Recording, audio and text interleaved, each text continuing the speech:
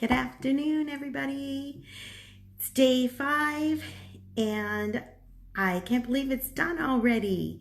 I've so much enjoyed interacting with everybody and the comments and just being able to get to know you guys better. It's been really great, and I've enjoyed the whole week, and I hope you have too.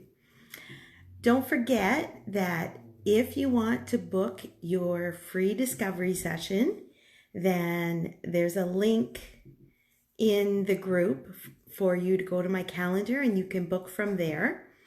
Or you can send me a private message and we can set something up that way. Also, I would love if you would go to my Facebook page, my coaching page. So it's facebook.com/Kim Kenny Coaching.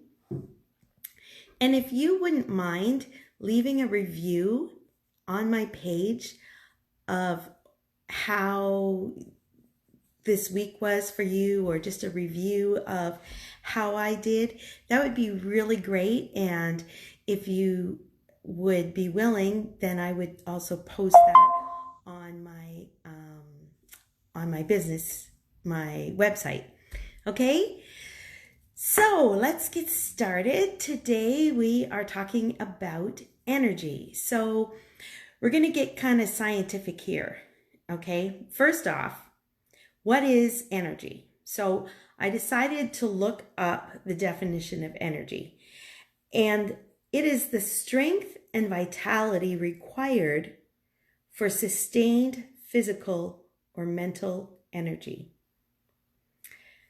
The strength and vitality required for sustained physical or mental energy. So, energy gives us the strength and vitality that we need so that we can continue to be physically and mentally energetic. Our body, our muscles, our brain, our heart, our liver, all of those body parts need energy in order to work. And the energy comes from the food we eat and the nutrients that we get from our food. So now we're going to get into the technical science part. And at first I thought it would be boring, but when I started putting all the pieces together, then I had a whole bunch of aha moments, like, oh, wow, I had no idea. And this is what's really excited me in the last little while since I've been doing this research, and really helped me keep my focus. And I think what's also helped me in the weight loss that I've had recently.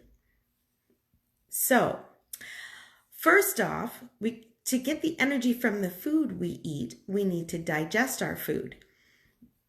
So don't forget, the other day we talked about if you're stressed out when you're eating, then your body's in the fight or flight mode and therefore won't digest the food. So it's important to do some relaxation before you eat to make sure that your body can be in digestion mode. So our body digests our food, and then the sugars and the starches break down into glucose. And our stomach and small intestines absorb the glucose. And then it releases the glucose into our bloodstream. And it can be used immediately for energy, or it can be saved for later. Insulin helps store our glucose for energy. So if this is getting too scientific, it's okay. Just bear with me, because it's going to be cool. So if we didn't have insulin, then the glucose would stay in our bloodstream, and that's what keeps the blood sugar levels really high. So if you eat breads and pasta, starchy foods, white flour, like the refined carbs and sugar, then the glucose levels in your bloodstream are going to rise. So those who don't produce enough insulin, that causes a rise in your bloodstream, because now the sugar can't get out of your bloodstream. Instead, it's going to stay in your bloodstream.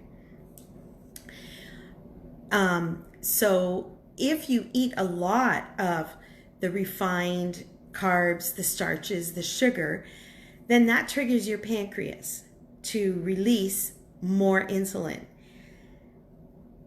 Now, what the insulin does is it opens up the cells so that the glucose can get in, and then that converts to energy. But the problem is when you eat those foods over and over and over again, especially over a long period of time, then what happens is your body starts to produce too much insulin because you're filling your body so full of the refined carbs and the sugar. Your body's constantly producing insulin.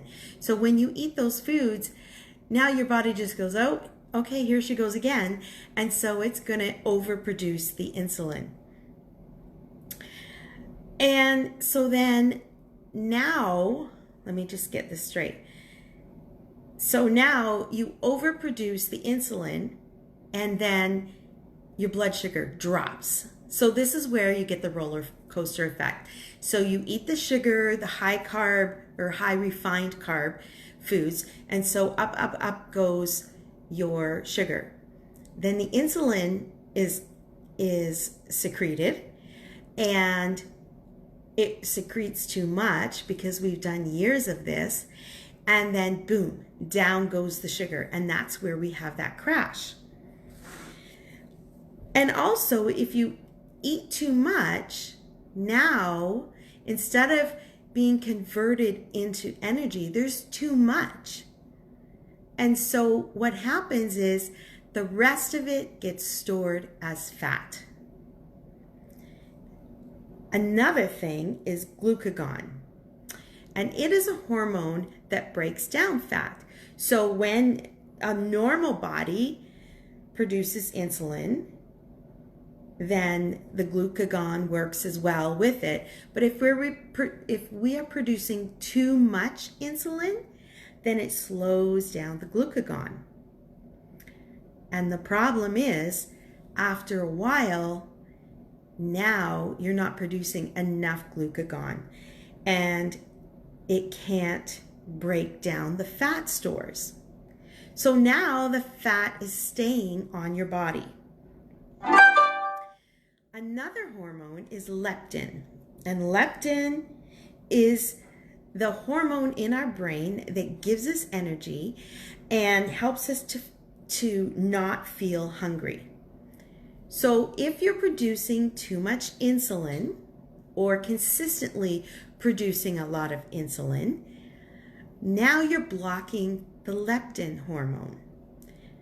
And that's why you start feeling tired all the time. And that's why you ever have those days where you just feel like you can't eat enough? And usually on those days, what do we crave? Typically, the refined foods, the processed foods, the sugars. Those are the things we crave on the days that we can't get enough to eat. So really what we're doing is sabotaging our bodies, sabotaging ourselves. So we crave those foods and we eat more, and then the insulin comes, it blocks the leptin, therefore we don't have any energy and we feel more hungry because the leptin gives us energy and helps us not to feel hungry all the time. And so then with too much insulin, now the extra refined carbs and the sugars have gone to fat stores, and the glucagon isn't being produced, so now we're not getting rid of the fat stores. Is that making sense? Hopefully. Okay. So we're sabotaging our weight loss. And we just do this roller coaster over and over and over and over again. And up goes the sugar.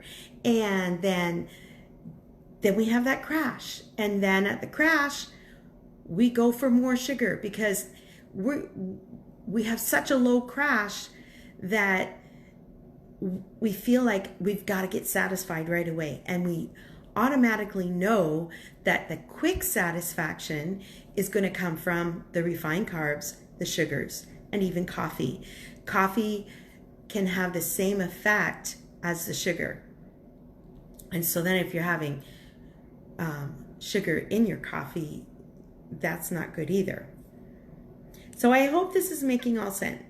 This is all making sense. And here's what I noticed, and I didn't realize this was why until just a couple of months ago. So before, when I was heavier, I was tired all the time.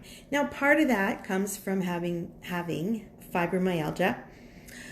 But when I started eating better, cutting back the refined carbs and the sugars, I noticed that I wasn't in as much pain, because those foods actually contribute to inflammation.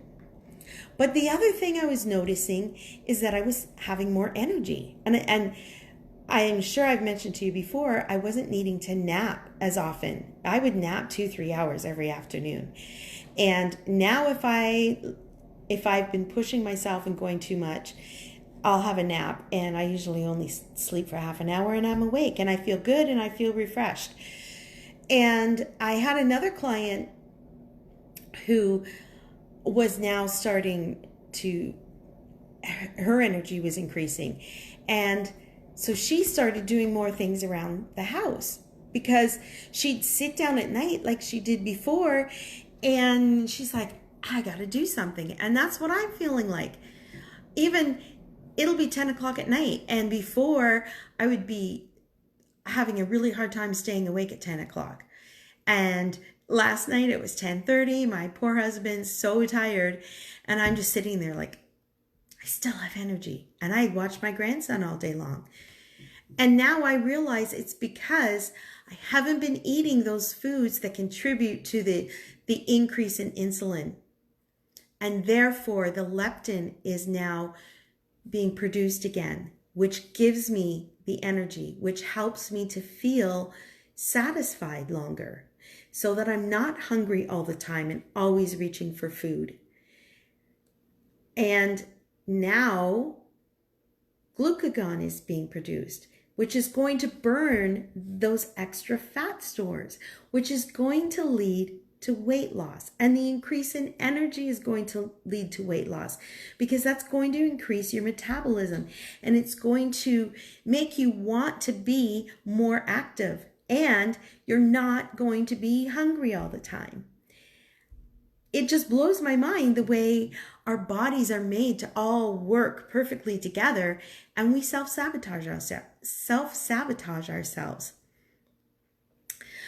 So now let's look at different food choices, okay? So I made a list of 100 calorie foods, and I want you to compare what you can get in 100 calories.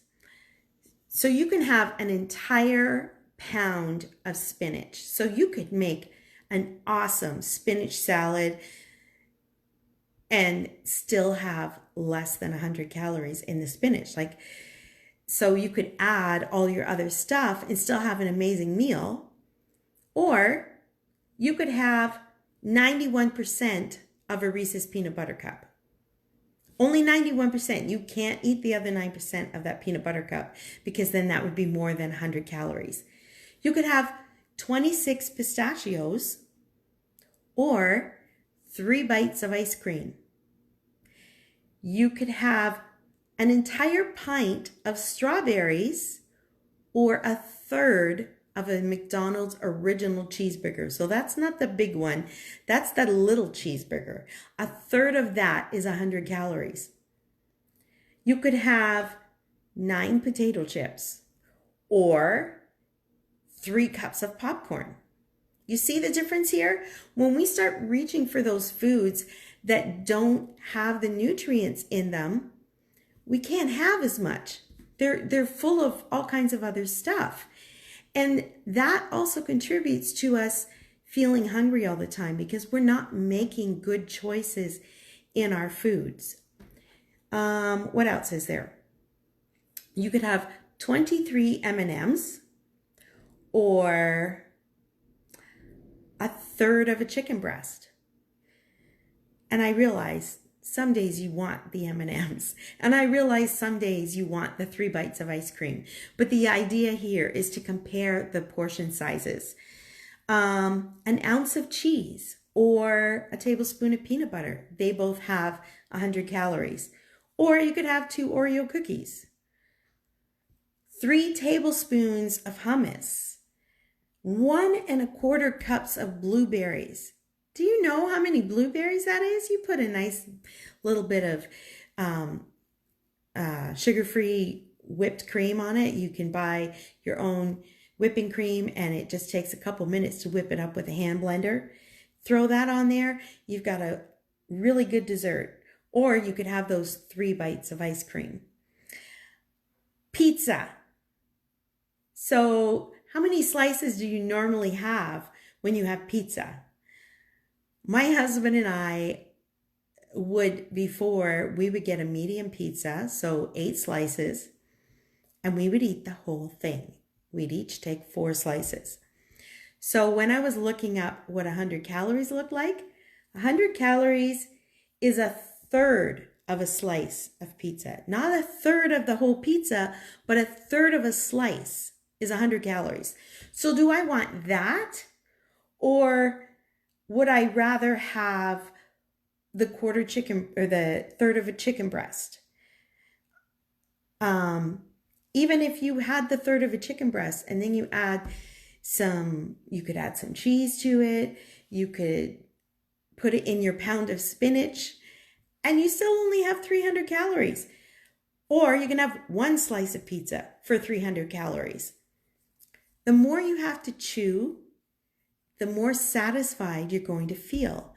And therefore, you're going to feel satisfied over the long run. And your leptin's going to be producing, your glucagon's going to be producing, and you're going to have energy. 25 baby carrots or a quarter cup of uncooked macaroni. Now, how many times, another thing we've done, Kraft dinner. I would cook up a box of Kraft dinner because this is one of my husband's favorite meals. So we put 4 wieners in it and the Kraft dinner, and then we would split. I think we do 2 or 4. I can't remember. But anyway, we put the wieners in, probably 2 wieners in 1 box of Kraft dinner. Cook it up, and then we would each eat half of it. Well, that's a lot more than a quarter cup of macaroni. Not to mention all the processed cheese that's on it, and it's totally not good for you. And then all the crap that's in the hot dogs and the calories from the hot dogs. So would I rather have that?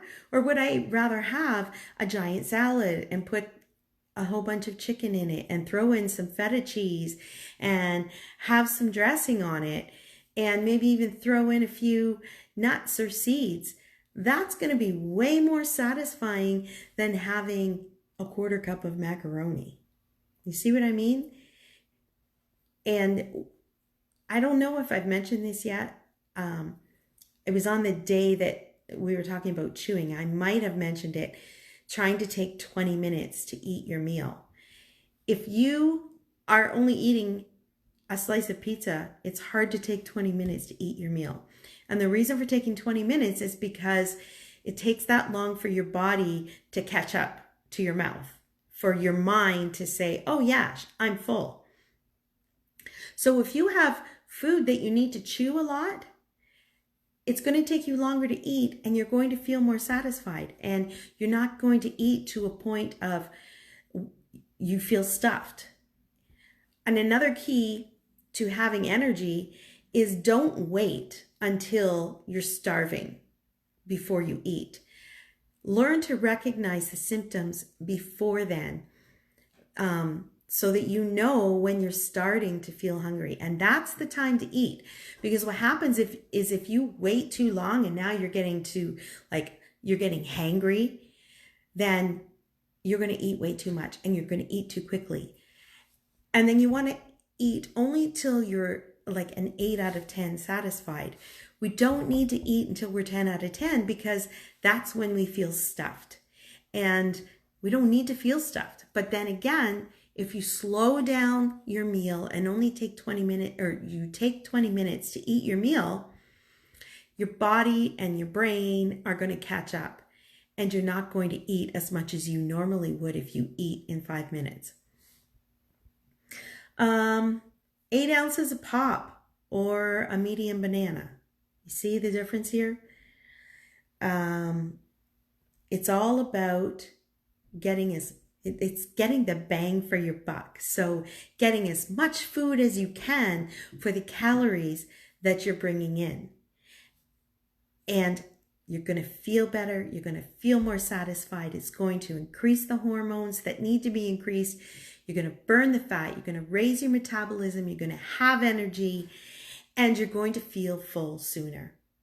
So today's call to action, what I would like you to do is, just because it's the end of the week and we're wrapping up, I would love for you to let me know one thing that stood out to you this week, or one thing that you enjoyed about this week. Was there an aha moment where you thought, oh, wow, I didn't think of that before? That's kind of what I'm looking for. Something that really stood out to you and that you hadn't thought of before, or that you had heard before, but you were glad to hear it again. Something you appreciated about this week. And keep in mind that you may not feel like what you have to say means much, but you have no idea how much it's going to mean to somebody else if you have the courage and post what's going on. You may be encouraging somebody else. So I guess that's it. If you have any questions, let me know. I'd love to answer your questions.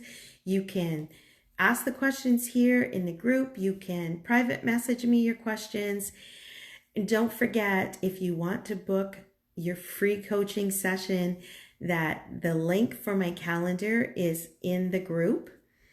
And I'll be doing the draw on Monday for the 2 other free coaching sessions. And what's required for your name to go in the draw for the coaching sessions, the other 2, you need to do the call to action for every day. So that's why I'm not going to do the draw until Monday. That will give you time over the weekend to get caught up if you miss some of the days. So post your call to actions in the group, and those who have done all 5 will have their name go in the draw on Monday for the free coaching, the 2 free coaching sessions, and those who invited somebody to the group will get the extra ballots for that as well. But regardless, I have decided everybody has the opportunity to have 1 free coaching session.